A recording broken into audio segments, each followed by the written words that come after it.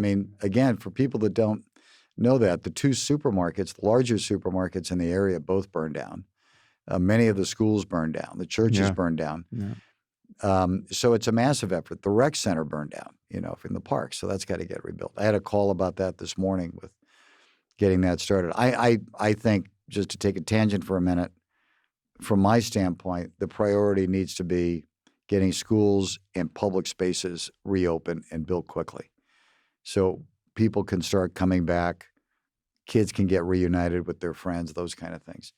But it's going to be very messy, and I think there will be developers that will go in there and buy tracts, try to buy a number of lots and build. My hope is that it doesn't look and feel like a master plan community when it's done. Part of the charm of the Palisades, and I think Altadena is the same way, because it was built over time, there was a uniqueness to the architecture, the size of the homes, the density, the landscaping.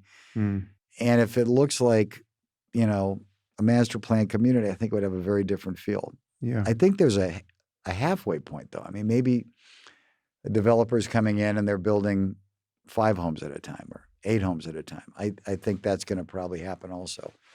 But it's going to be very messy and complicated. But I always run really optimistic. And I think once people start building and seeing the rebirth, I think it's going to catch on.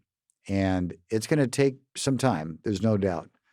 But there's kind of a first mover problem, because who wants to be the first person in a nice house living where, as far as the eye can see, there's nothing but construction?